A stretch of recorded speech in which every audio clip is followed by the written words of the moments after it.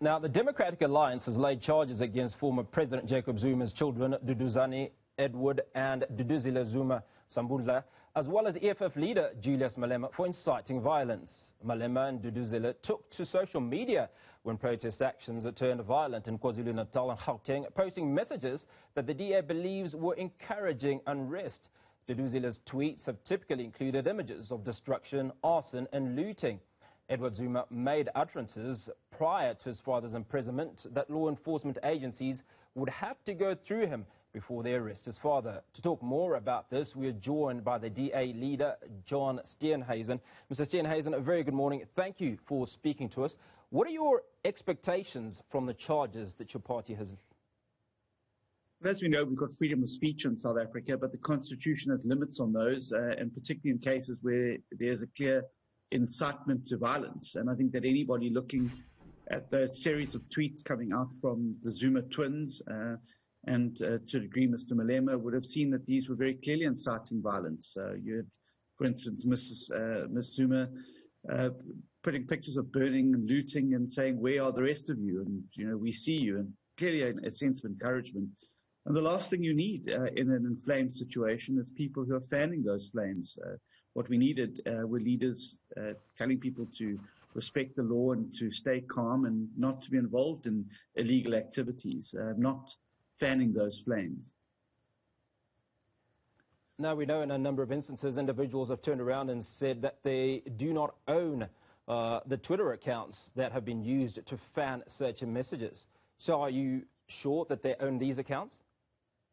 Well, certainly the investigation was done by Glenys Breitenbach, who was our Shadow Minister of Justice, before the charges were laid. We're pretty sure that those are indeed the accounts of those three individuals. But obviously any police investigation will find out who it is. And even if in an instance is not that is not the person, whoever is putting that on Twitter should be held accountable. They've caused loss of life, they've caused damage to property, and they've caused huge economic damage to the country through their fanning of those looting and lawlessness in KwaZulu-Natal particularly. Now, obviously, your focus is on these three individuals, but I'd like to imagine that this could not have just been the work of these three. Yeah, of course not. There's a wide network of people within the ANC who we believe were behind the fermenting of the violence in the first place. I think that it was an ANC internal battle that spilt onto the streets of South Africa and then was joined by opportunistic looting that found fertile ground in the inequality, the poverty and deprivation that still exists in our country after 2 decades of failed policies. So there are ringleaders. I think we're already onto some other leads that we've been sent. We've already seen there's an individual on the West Rand who's been apprehended, and there are plenty of others. And we believe it is important that those people are brought to justice, and that a very strong message is sent out that if you encourage violence and looting and harm of other people and the livelihood of the country, that there will be consequences. This has not been a victimless crime. The victims are the people who've lost loved ones, those people who've been injured, and those people who've lost their entire life's work and their businesses that have been burnt to the ground or completely looted. Now, let's talk a little bit about government's handling of these protests. I'm sure you have an opinion on that. Well, I think I agree completely with what the President said yesterday evening, that the government had failed completely to in its handling of this, that the Domestic Intelligence Service let us down very, very badly, and the police were not prepared for what was there. As a result of this, we've said to the President that we'll clean up the streets and clean up the mess, but he's got to clean up his cabinet. In any other functioning democracy around the world, if there'd been a crisis of this magnitude and the government failures, which they've now admitted to, had been as gross as they were in this particular case, with billions of rands worth of property damage and 212 people who've died, those ministers, I think, in the state security and in the police would have handed in their resignation letters. And we need to have that sort of accountability here in South Africa. One looks at what happened very recently in the case of the Dutch government. Government admitted they'd messed up on a social welfare issue. and the entire cabinet resigned. I think that's the type of accountability we've got to have here in South Africa, that the buck stops at the minister's door. It's not good enough that ministers are there to cut ribbons and take the glory when things go right, but they're nowhere to be seen when there's responsibility to be had for situations. I think that the country's been let down very, very badly by our police minister and by the State Security Agency, and I think that there have to be consequences for that. Do you think this is a case of ineptitude, or is it a case of sabotage? I mean, just to give you an example, in many instances where centres were looted, our own reporters and various media were there before the police. I mean, how does this actually happen? I spent from Tuesday to Thursday in KwaZulu-Natal, and I was in many places where there was not a hint of the police. Place when I was on the ground in Phoenix, in Verulam, there was no sight of the police or law and order. What was left was ordinary citizens holding the line and being that line between disorder and chaos and law and order. So I think the police got a lot of answering to do. But also I've discovered during this few days on the ground that the police were woefully under-equipped. They ran out of rubber bullets. They ran out of tear gas.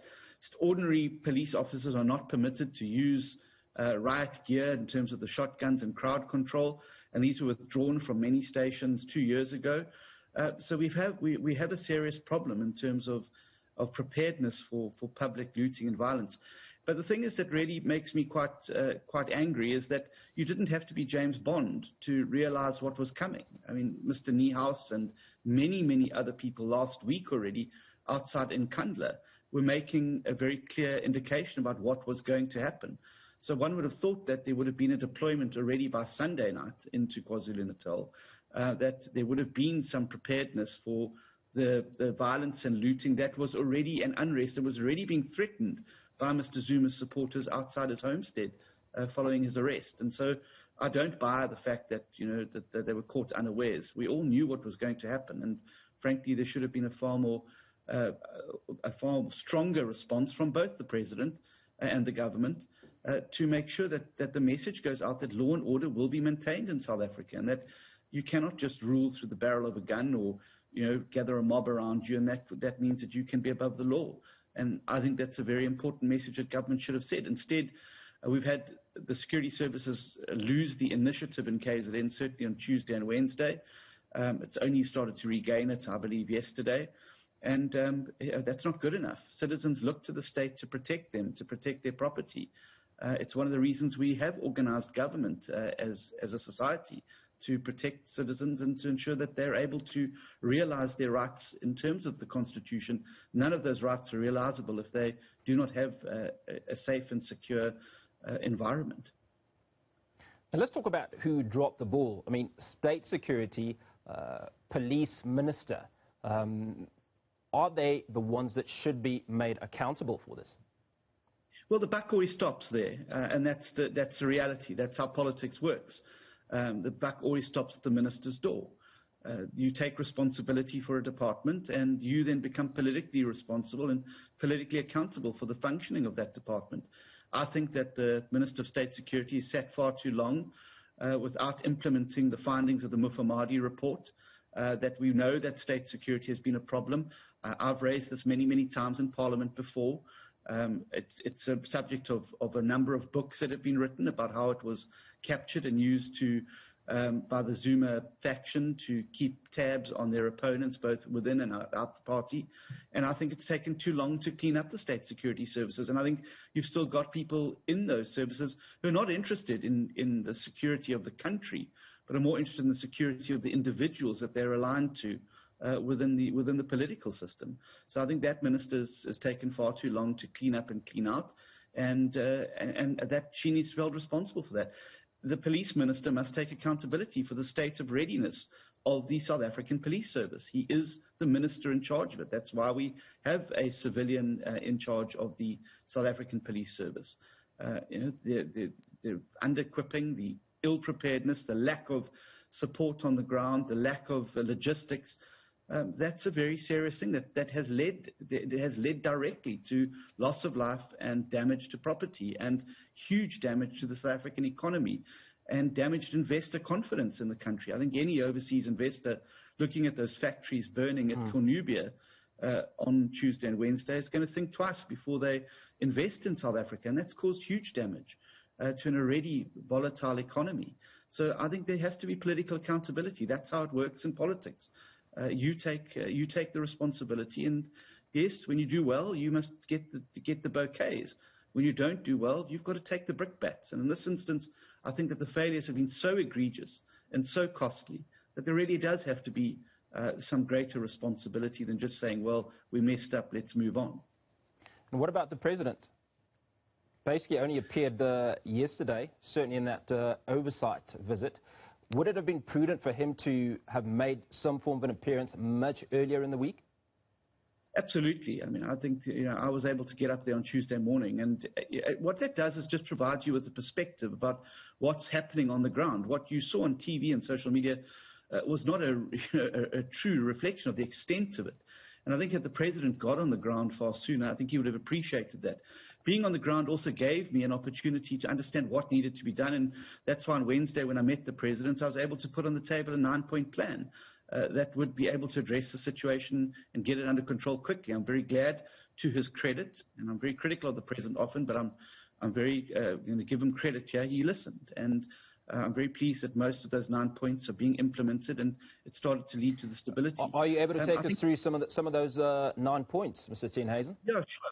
The first one I said is that we need a troop surge into KwaZulu-Natal, that the 2,500 nationwide was never going to be enough, and that the police and security services had completely lost the initiative.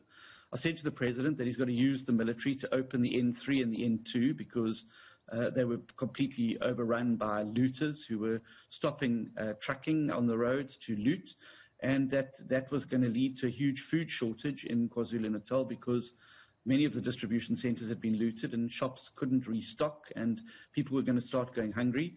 Thirdly, I said he needed to get his intelligence services onto the WhatsApp groups and the social media posts of the ringleaders so that we're able to get to the heart of who is behind this.